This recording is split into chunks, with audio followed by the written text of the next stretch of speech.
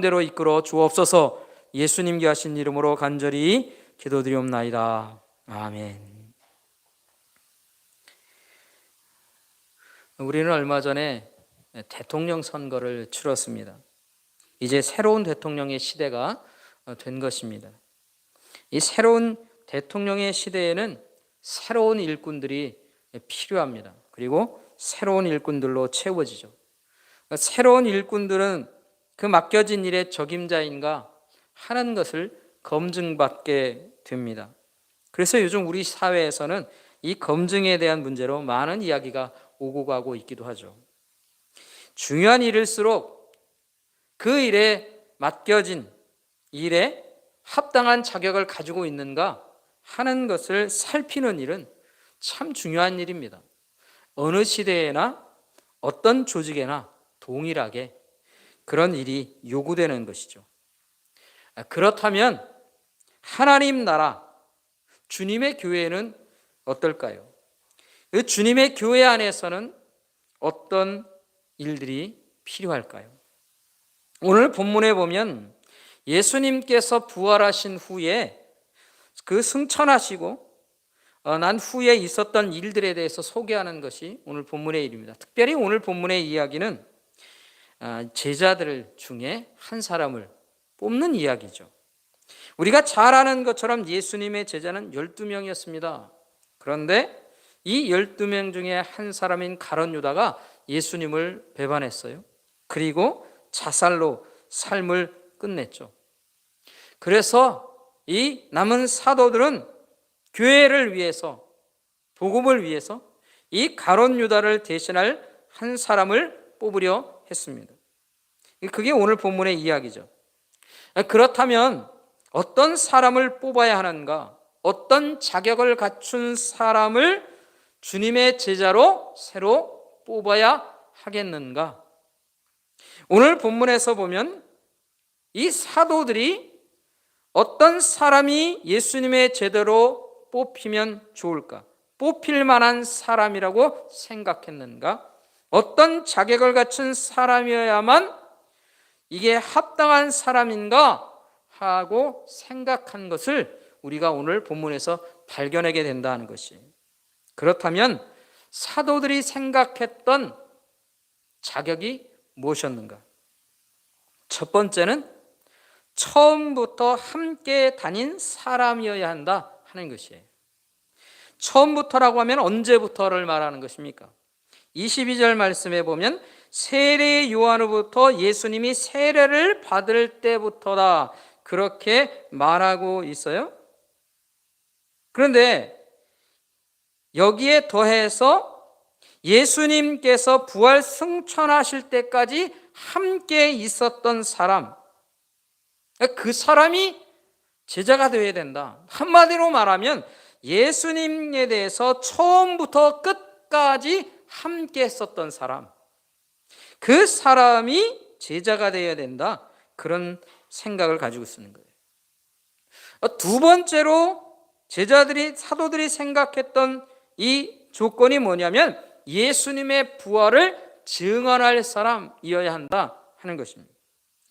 22절에서 보면 첫 번째 조건에 대해서 예수님의 부활을 증언할 수 있는 사람이어야 한다 그렇게 말하고 있죠. 그렇다면 여러분 어떤 사람이 예수님의 부활을 증언할 수 있는 사람일까요? 어떤 사람이 예수님의 부활을 증언할 수 있습니까? 그것은요, 부활하신 예수님을 만난 사람이에요. 이 만났다라고 하는 것은 우리와 같이 신앙적으로 그렇게 믿음으로 고백하는 사람이 아니라 실제로 만난 사람인 거예요. 실제로 부활하신 예수님을 보았고 부활하신 예수님의 말씀을 들었고 부활하신 예수님과 함께하는 자리에 있었다 하는 사람이에요. 그 사람이어야 된다는 거예요. 이것을 고린도전서 15장 4절부터 6절의 말씀에 보면 이 고린도전서라고 하니까 사도 바울이 쓴 편지인 것이죠. 고린도 교회 성도들에게 보낸 편지예요. 그러니까 이 사도 바울이 고린도 교회 성도들에게 보냈던 이 편지 속에 15장 4절부터 6절의 말씀은 이렇게 말하고 있어요.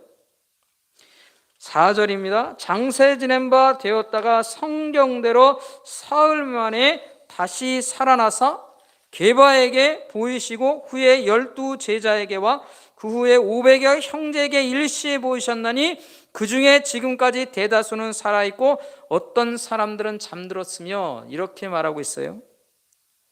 이 사도 바울이 증언하고 있는 것입니다. 예수님께서 어떻게 하셨다는 거예요? 직접 나타나 보이셨다는 거예요. 부활하신 주님께서. 이 사도 바울의 증언에 따르면 예수님의 제자로 뽑힐 수 있는 사람은 누구라는 것입니까? 이 사람들 중에 있었던 사람이라는 것이죠. 예수님을 직접 봤고 경험했고 알았던 사람이다 하는 것이죠. 결국 예수님의 제자로 뽑힐 수 있는 사람은 예수님의 부활을 증언할 수 있는 사람이에요. 믿음으로 고백하는 사람이 아닙니다. 증언하는 사람이라는 것이죠. 여러분, 그렇다면 왜 이런 자격이 요구되고 있는 것입니까? 왜 이런 자격이 필요합니까? 그것은요, 12 사도라고 하면 예수님의 부활을 증언할 수 있는 사람이어야 하기 때문에 그런 것이에요. 예수님의 사도들로서의 증언하는 것이 그들에게 필요했다 하는 것입니다. 여러분, 예수님께서 부활 승천하신 후에 그의 제자들에게, 사도들에게 맡기신 일들이 있죠. 가장 큰 임무가 뭡니까? 바로 예수님의 복음을 전하는 일이에요. 예? 예수님의 복음을 전하는 일. 그렇다면 여러분, 사도들이 전하였던 이 복음이 뭡니까? 이 복음의 먼저는 예수님의 십자가에 관한 복음이에요. 예수님의 십자가가 무엇인가 하는 것입니다. 여러분, 그 당시에 많은 사람들이 예수님이 십자가에 달려 죽으신 것을 알았어요. 왜냐하면 그 당시 예수님은요, 수많은 사람들에게 알려진 분이에요. 우리 시대로 말하면 인기인이에요. 인기 연예인과 같이 그 시대에 엄청나게 많은 사람들이 그 예수님을 알았다는 것이에요. 그러니까 예수님이 십자가에 달려 죽으신 것도 사람들은 들었고 알았던 것이죠. 그런데 여러분, 대부분의 사람들이 예수님을 어떤 분으로 생각했을까요? 왜냐하면 유대인들이 예수님을 십자가에 못 박으라고 그렇게 요구하기도 했고, 그런 요구에 의해서 예수님이 십자가를 지셨거든요. 그러니까 많은 사람들이 뭐라고 예수님을 생각하느냐, 예수님이 어떤 분이라고 생각하느냐 하면, 그분은 십자가에 달릴 만큼 극악한 죄를 범한 죄인이다 라고 하는 생각을 가장 기본적으로 사람들이 가지고 있었던 거예요. 그래서 예수님은 십자가에 달려 죽으신 것이다. 그런데 사도들은 그 예수님의 죽음이라고 하는 것이 그런 저주받은 죽음이 아니라고 하는 것입니다. 여러분, 이 유대인들에게 있어서 십자가에 달려 죽는 건요, 참으로 저주받은 죽음이에요. 왜냐하면 그들의 율법상에서 보면 나무에 달려 죽는 사람이 가장 저주받은 사람이거든요. 예수님이 그런 형벌을 받은 것은 그 사람이 하나님의 저주를 받아서 그렇게 되었고 죄인이었기 때문에 그렇다라고 하는 생각이 마음속에 있었어요. 사람들이. 그 당시에 사람들은 그런 거예요. 그런데 사도 바울과 이 사도들은 그것에 대해서 예수님의 죽음이 담긴 의미가 무엇인지, 하나님의 뜻이 무엇인지 그 뜻을 사람들에게 전한 것입니다. 예수님이 죽은 것은 그분의 죄 때문에 죽은 것이 아니라는 거예요. 그분이 죄인이기 때문에 죽은 것이 아니라 그분이 죽은 이유는, 십자가를 지신 이유는 우리의 죄 때문이라는 것이에요. 하나님께서 오래전부터 선지자를 통해서 이미 예언하신 것이 있어요.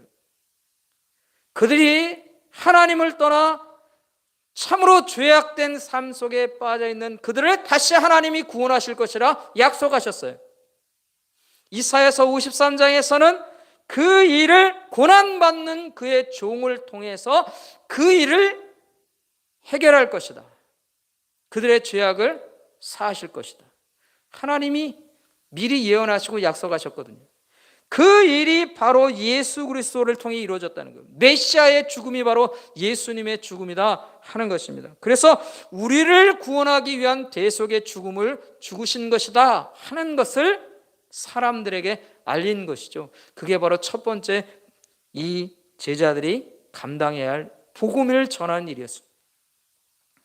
베드로는요, 오순절 성령 강림이 일어났던 그 때에 그곳에 수많은 사람들이 모여들었어요. 예수님께서 부활 승천하시면서 약속하셨잖아요. 오순절이 되면 너희들에게 성령이 임하게 될 것이다. 떠나지 말고 예루살렘에 모여서 함께하라. 그 말씀을 따라서 그들이 모여 함께 오순절에 마가의 다락방에 모여 기도할 때 성령이 임했지 않습니까? 그 임하는 일들이 너무나 놀라웠던 거예요. 그래서 수많은 사람들이 그 모습이 신기하여서 모여들었어요. 그때에 이 복음을 사도 베드로가 전한 것입니다. 사도행전 2장 36절의 말씀에 보면 이렇게 기록되고 있어요. 그런즉 이스라엘 온 집은 확실히 알지니 너희가 십자가에 못 박은 이 예수를 하나님이 주와 그리스도가 되게 하셨느니라.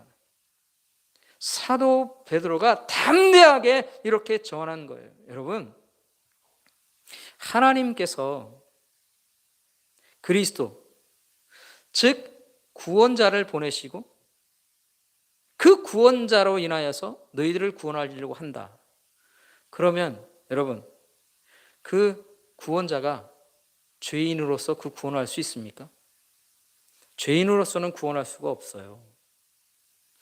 예수 그리스도께서 구원자가 되신 것은 그가 죄가 없는데도 불구하고 십자가에 달려 죽으셨기 때문이다 하는 것이에요. 그래서 그것으로 인해서 이 사도 베드로가 그것을 확실히 알아라. 너희가 십자가에 달라 죽이라고 얘기했던 그분이 너희의 구원자들이었다. 그래서 하나님께서 그를 너희의 주와 그리스도가 되게 하신 것이다. 그들에게 복음을 전가한 것입니다. 그런데 여러분, 이 복음을 증거할 때에 언제나 사도들이 늘 함께 전한 것이 있어요. 그것이 무엇인가 하면 바로 부활하신 예수님이라는 거죠. 예수님은 십자가에 달려 죽으셨을 뿐만 아니라 다시 살아나셨다 하는 것입니다. 여러분, 수많은 사람들은 예수님이 십자가에 달려 죽으신 것은 알아요. 그러나 부활하신 것은 몰라요. 그래서 그 많은 사람들에게 부활하신 예수님에 대해 말하는 것입니다.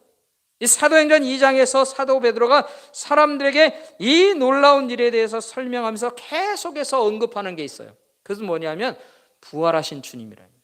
주님은 부활하셨다라고 하는 것입니다. 그래서 사도행전 2장 24절 말씀에 보면 이렇게 말하고 있어요.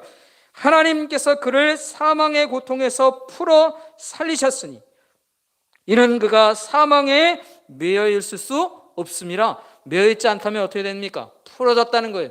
그러니까 사망으로부터 풀려나 부활하신 주님이 되셨다 하는 것을 말하는 것입니다. 계속해서 30절부터 32절까지의 말씀에 보면 이렇게 말하고 있어요.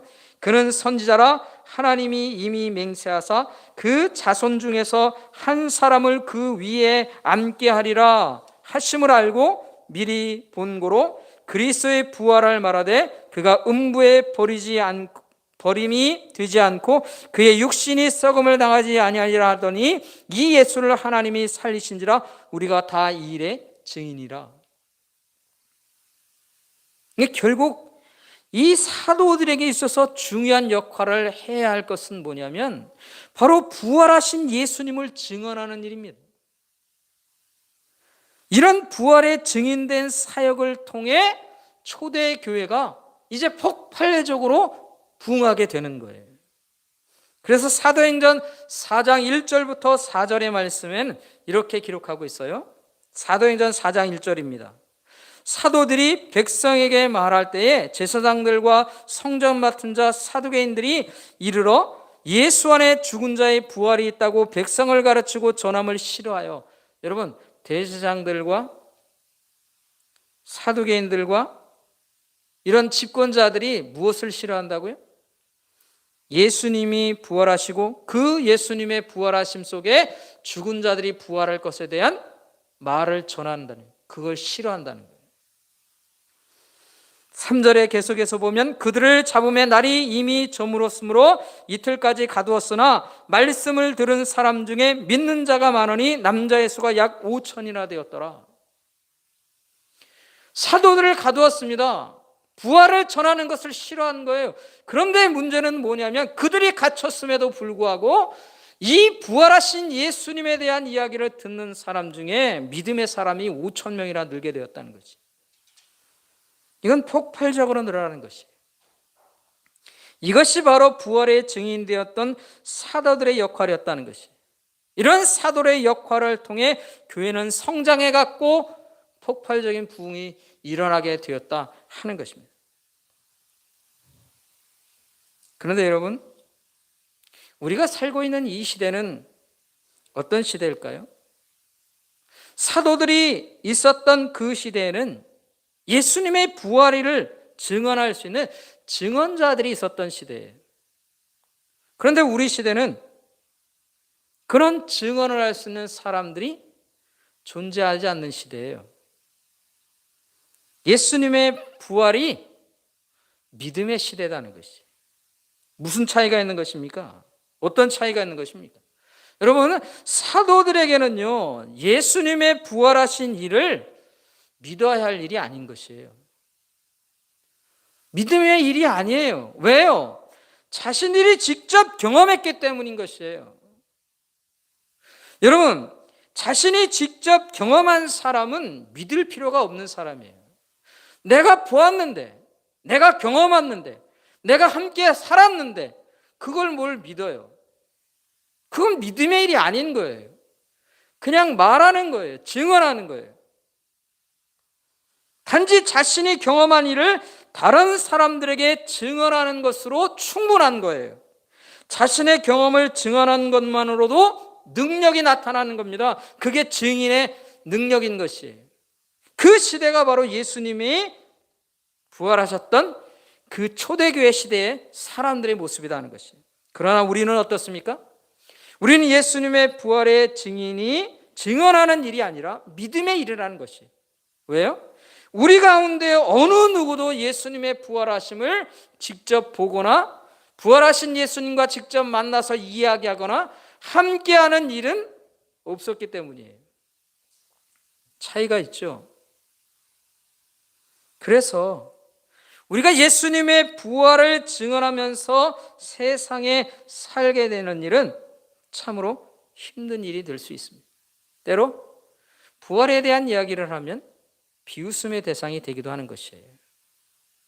이게 우리만의 일일까요? 사도 바울에게도 이런 일이 있었어요.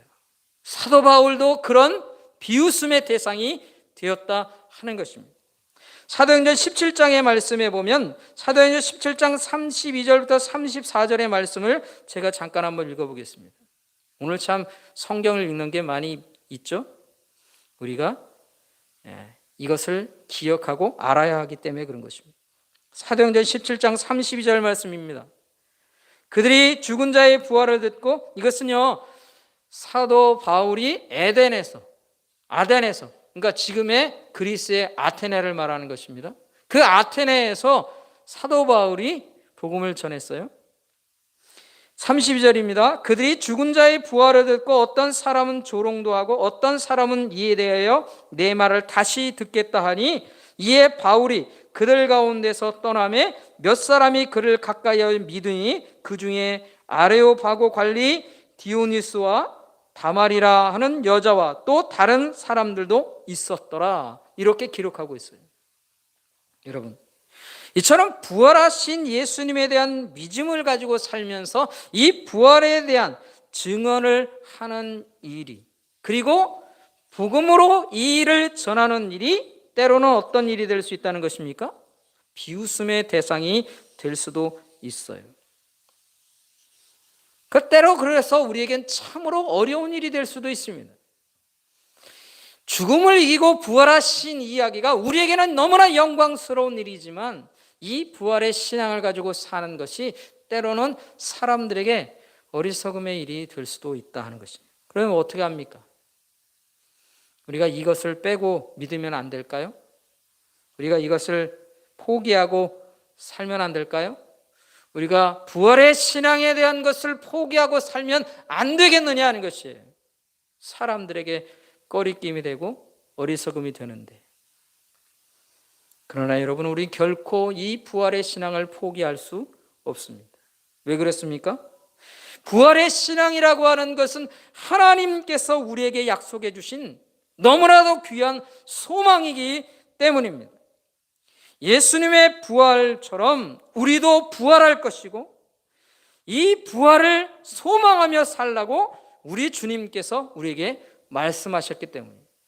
예수님께서 다시 오시는 그날에 우리는 다시 살아 우리 주님의 영광스러운 부활 가운데 함께할 것을 우리에게 말씀하셨고 소망하게 하셨기 때문입니다. 여러분, 이 소망이 우리가 스스로 만들어낸 소망입니까? 우리의 머릿속에서 만들어낸 소망이냐는 것이에요. 우리가 그런 일이 필요하고 그리고 꼭 그런 일이 있었으면 좋겠다라고 하는 생각 속에서 우리가 만들어낸 일이냐는 것이에요. 여러분, 우리가 이 땅에 살면서 죽음으로 끝나는 게 얼마나 허망합니까? 그러니까 죽음이 아니라 다시 살아날 수 있는 그것을 우리가 있으면 좋지 않습니까? 그걸 하나님이 우리에게 주시면 얼마나 좋을까? 그런 우리의 소망 때문에 이것이 만들어진 것이냐 하는 것이 그렇지 않다는 것입니다. 우리가 먼저 만들어낸 것이 아니라 하나님이 먼저 우리에게 약속하신 거예요. 약속의 말씀으로 우리에게 주셨다는 것입니다. 예수님께서 우리에게 먼저 말씀하신 거예요. 그리고 이 약속을 따라서 참으로 주님께서 십자가에 질려 죽으신 이후 다시 부활하셔서 그 영광스러움과 그 기쁨의 아침을 믿음의 사람들에게 주셨다 하는 것입니다. 여러분, 우리가 이 부활의 신앙을 붙들고 살아가야 될 이유가 무엇입니까? 그 부활의 소망 속에는 이런 것들이 있기 때문에. 어떤 소망이 있습니까? 첫 번째 소망은 바로 영원한 생명에 대한 소망이 그 가운데 있습니다. 죽음을 이기고 생명의 부활을 통해 우리가 얻게 될 영원한 생명이 있어요. 영원한 생명으로 우리가 살아갈 것이에요. 다시 살아나 하나님의 그 영광스러운 게 함께하게 될 것이에요. 여러분, 이것이 우리의 소망입니다. 두 번째로 이 부활의 신앙이 우리에게 소망이 되는 두 번째 소망은 바로 하나님 나라의 상속자가 되는 소망이 있다는 것이에요. 이게 무슨 얘기입니까? 바로 우리가 하나님 나라에서 거할 곳이 마련된 사람들이다 하는 의미예요. 부활해서 아무 데도 갈 데가 없는 것이 아니라 하나님께서 새로운 나라를 만드시는 그곳에 우리가 거하게 될 것입니다.